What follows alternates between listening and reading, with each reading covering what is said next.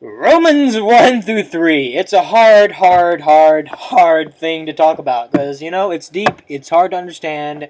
I'm not a scholar, I'm kind of dumb, in fact, but I will attempt it. I'm going to try to highlight some things I think are important. You got yourselves Romans 1:16 through 17. I'm going to read them. For I am not ashamed of the gospel of Christ, for it is the power of God unto salvation to everyone that believeth, to the Jew first, and also to the Greek. For therein is the righteousness of God revealed from faith to faith, as it is written, the just shall live by faith. Important concept to keep in mind. Since Abraham, kind of big deal. Faith equals justice. In other words, the law, as we'll see as we go through 2 and 3, is not important in one sense. In one sense it is, of course, because in one sense it condemns you, because it's there. It's there if you're a Greek. If you look in 2, because, and we're all Greek, it's Greek to me, because of your conscience. It's a law unto yourselves. It's there if you're Jewish because it was revealed to you via God. Right? And so, getting down to the nitty gritty, if you get to chapter 3, I'm going to read a little bit from it, and I think that's what, I think it's a good summary. The other stuff is confusing to go through the entire thing. But basically what you end up with is chapter 3, verse 21 through 31. I'm going to read a little bit. Try to stay with me. But now the righteousness of God without the law is manifested, being witnessed by the law and the prophets, even the righteousness of God, which is by faith of Jesus Christ unto all and upon all them that believe. For there is no difference. For all have sinned and come short of the glory of God. So when you say for all have sinned, that means the Jew and the Gentile. Correct? Correct.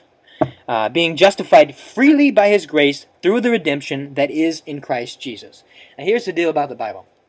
You can't just read words and verses out of context, right? A lot of people do that, and I don't want to step on any toes. I am no theologian.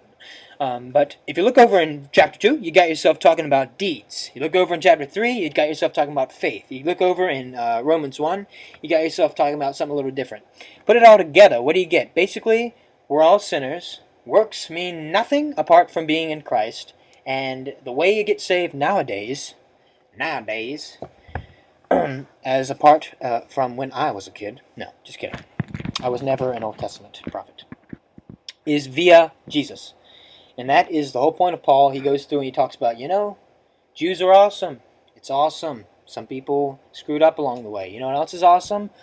The law of faith, which is quoted right down here.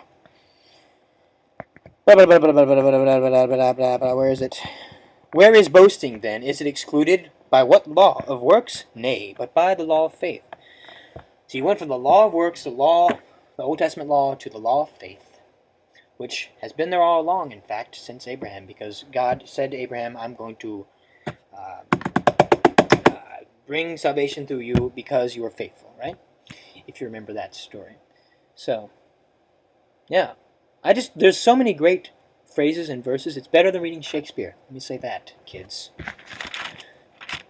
There are many good little nuggets. Basically, what I try to do is condense it and get to the conclusion, because Lord help me if I try to go through the whole thing.